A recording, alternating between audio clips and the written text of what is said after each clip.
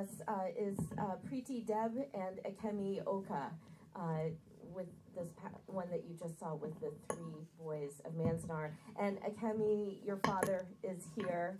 So, Mas Ooka, if you could please raise your hand or stand so we can see you in person. Thank you so much for coming up here from Southern California to be a part of this screening.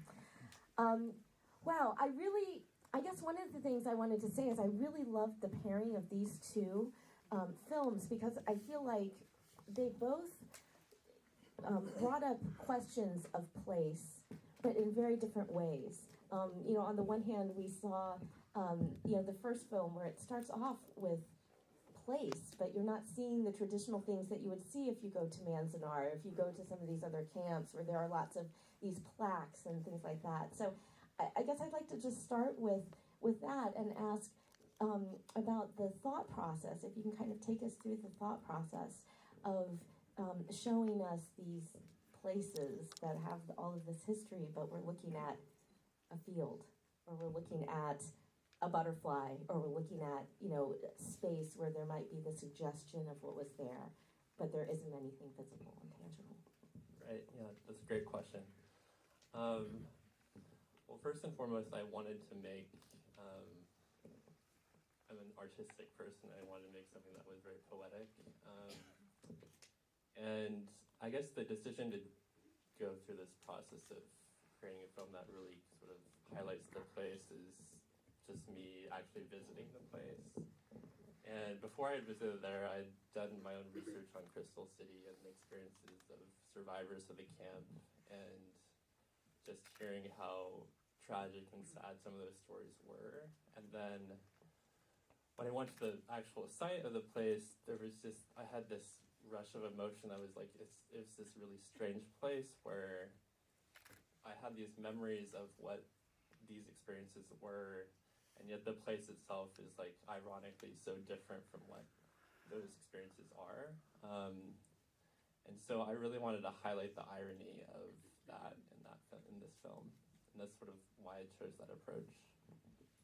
And we hear from somebody who was there. Libby, I wanted to, if you could take the mic and kind of share your thoughts about seeing this, and also having been there in person at the time when it was what we saw in the archival footage. Well, you don't see the 10-foot fence and guard towers. And when we were there, our camp was quite different from the war relocation camps. We did not have barracks. We did not live in barracks. We had, the families had duplex, like it was a cabin with 2 big rooms and a restroom, a toilet in the middle to be shared by both families. And each family had just 1 big room, and we separated the room with little walls between kitchen and bedroom. So we did our own cooking. The government gave us ration, so much money per person in each family. I'm not sure how much it was, but it wasn't very much. And we were allowed to use these cardboard money to buy groceries. And so we bought our groceries. We had ice and milk delivered to us 2 or 3 times a week. But the groceries, we were able to buy limited amount, and to be able to buy food so that we could prepare ourselves. We did not have fancy dinners, but it was very home-cooked meals that my mother prepared. And how old were you when you were there? I was 7.5 when I entered, and 11 when I left. And one thing that Kenya mentioned too is he brought in the story of that family from Ohio, the German family. Were there a lot of interactions that you remember with the people of different backgrounds there at the camp? Not for kids like my age. We were almost separated from the Japanese Americans, and the Germans were in another part of the camp. for some reason they had nicer homes and they had the nicer schools and they had better equipment for a playground. And so we used to sneak over there to their playground and play, except that when the Germans came and started talking to us in English, we couldn't understand them. And so we would just tell them, cállate la boca. You know, and if any of you know any Spanish, that means be quiet.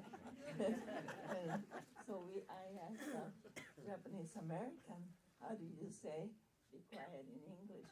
And she told me so. Next time a German came and said something to us in English, we just said, shut up. And your family had been where before you went to Crystal City? We were in Chiclayo, the northern part of Peru. It's not a large city. It's known as the 5th largest city in Peru, but it was a nice, clean city. And after Crystal City, where did you go? Oh, and we came out to California. We had to find a sponsor. We happened to have a sponsor in my aunt, and she and her daughter sponsored us. She lived in Berkeley, so we came out to Berkeley from the campus. Thank you so much for sharing that with us.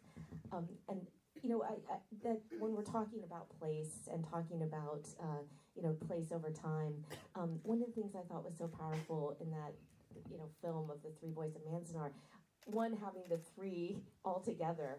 And I was wondering, Preeti, if you could talk a little bit about trying to capture those moments, and especially that one of finding the marble, finding the name there. What was that like? So we actually did Akemi's interview a little bit after that day. And so going in, I knew that Akemi had actually prayed to her grandfather and her aunt, but I didn't know the specifics of what they had talked about. So we just let the day kind of progress, and it was very, Mass is here, but it was a very difficult day, even for me, who was relatively on the outside, because here was this family, and it was the first time that Akemi was seeing her father in this place. She'd seen the image and she'd grown up with that image. But as she said, her father hadn't talked about it that much. And, here we were all together, and you could see the emotion on everybody's face, everybody trying hard to keep it together in that heat. I mean, the heat was exhausting. We all thought we were scared somebody was going to pass out. There were little kids who were dealing with dehydration. There were older people in their 80s. So it was a tense day. It was an emotional day, and everybody wanted something to happen. Everybody was there was this hope in me that I hope that this trip is going to be what the families wanted to be. We hoped, we weren't sure what that was. And then when we were out there, when we saw the marble, I think I could see Akemi, her sister, her brother, everybody had welled up, because it was kind of a physical representation of Mas Bob and Bruce being there. It was very emotional. And then the chicken coop, we were looking specifically for the name, and it was starting to rain. There was thunder. It was, this weird weather. We wanted to get the kids in. We were running out of time. The cars were about a mile away, so we had all this equipment with us, and we weren't finding it. We just weren't finding it. And everybody was there was this desperation. And suddenly, Akemi was I think this is it, because we almost were maybe it's not there, and then she found it, and it was almost like a release, like the rain release, we released, and it was there. So Akemi, if you can talk, that's, I think you've kind of painted this picture of, the reality too of what happens, behind the camera, in the moment, at the place, and if you could just talk a little bit, Akemi, about, what you were feeling at that moment, where we see you kind of brushing the dirt away and finding that.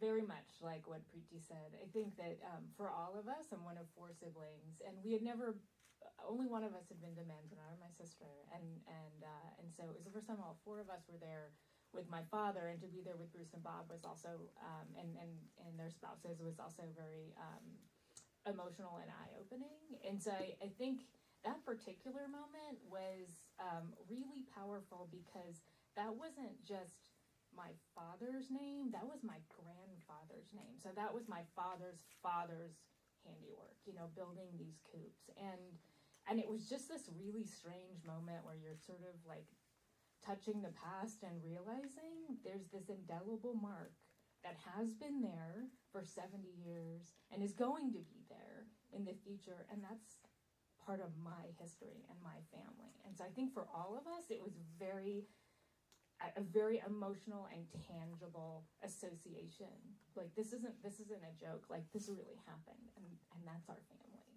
This is our family. So it was very, very emotional, I think, for everybody. And had your father, or Mas, I don't know if you want to chime in, but had you had much contact with the other two boys now, gentlemen? Yeah, my dad, I think, was friends with Bruce, and had looked for him for many years, actually, after they left the camp, because their barracks are very close to each other, and I hadn't found him. I'd been looking and looking, and several years ago, they kind of happened to come across each other again, like in Hawaii. One of my brothers lives in Hawaii, and they happened to meet again, and it's very funny because they just rekindled this friendship, and my parents and Bruce and his wife vacation together. They go together, and I think when we wanted to go find Bob, we were very excited to find that A, he was still alive, and B, that he was actually relatively close to my parents. And where was he? He's in Southern California as well. And I said, hey, Mom, Dad, we kind of want to see if we can get all three of you in the film. Can you go talk to Bob?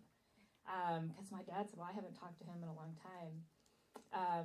And we had tried calling, and Bob was a little bit like, I'm not really sure what you're trying to do. And my parents took Bob and his wife out for breakfast, and then my mom called and said, Bob's in. And since then, and since we've done this film, Bob and his wife have come and seen screenings with us and been able to see themselves on the large screen, and they also get together with my parents. And so it's been a very nice reunion, 70 years later. Well, I think you all, I don't know if we have time for a question, sure, maybe. Does anybody have a question that they would like to ask? I think in the back there's a gentleman next to us.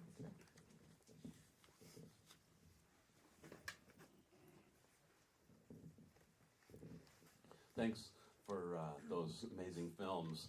And my question was for Kenya. Kenya, your work really reminds me of a colleague of mine, Byron Wolfe.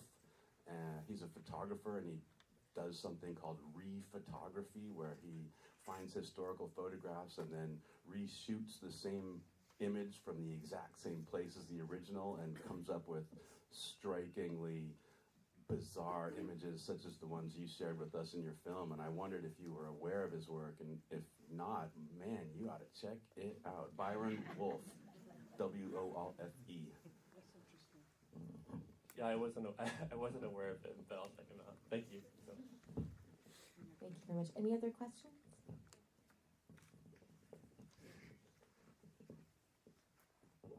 I'm Joanne also with the Congo Church of San Francisco, and this is an invitation to Kenya. If you haven't already visited the Congo Church of San Francisco, where Reverend Yoshaki Fukuda was the founding head minister of our church.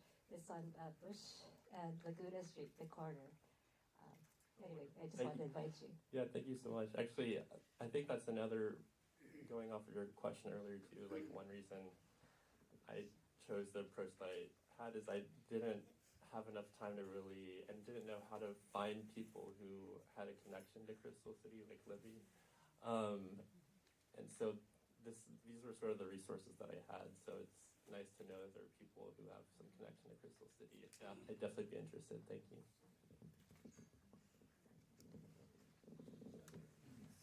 Can you?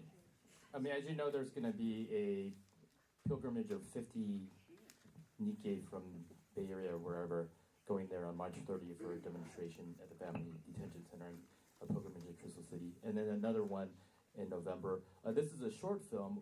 Would you be open to expanding it into a longer film on the Crystal City camp, since you have all these resources here now that you know? You have the Konko Church, you have Libby, and you're going to have 50 activists going there at March 30th. Yeah, I've been asked that actually several times, and I hadn't thought about that because basically this film was an assignment for school. But I am very. I hope you got an A. I did. Yeah. But yeah, I'm definitely interested. I would love to do sort of like a longer length thing sometime in the future. So. I think we did have one question here, Jill. Thank you. This is a question for Libby. I was wondering if you could recall what it was like when your family was taken hostage from Peru and brought here. Did your parents speak to you about it? What was going on? My father was taken first, and he didn't have time to tell us anything. The police just came at night and took him. We lived in a sugarcane plantation at the time. It's about 15 miles from the city of Chiclayo. It's part of the Chiclayo proper, I guess, but it was a plantation village, and the police came late at night and took him away, and my father asked the owner, I haven't done anything wrong, why am I going to jail? And the owner said, I'm sorry, this is beyond my control. And so in the next morning he was taken to the Chiclayo police station, where I happened to go because I was in the city already, and we didn't know where he was going. It was a very traumatic time for me. My father was a businessman, and often he went on business trips, but he always told me how long he was going to be gone, when he was coming back, how he was coming back, whether by bus or by car. And I always met him when he returned. But this day, I couldn't even give him a hug. We just had to wait from far away, from about 75 feet. And we just had to wave, and they just boarded a truck and left. And we didn't hear from him for about a month. And so we didn't know where he was or whether he was still alive. It was really a traumatic time. And we didn't get united until August of that year, 1943, when we were taken and we went to Crystal City. And about a week after we arrived there, he came from another camp.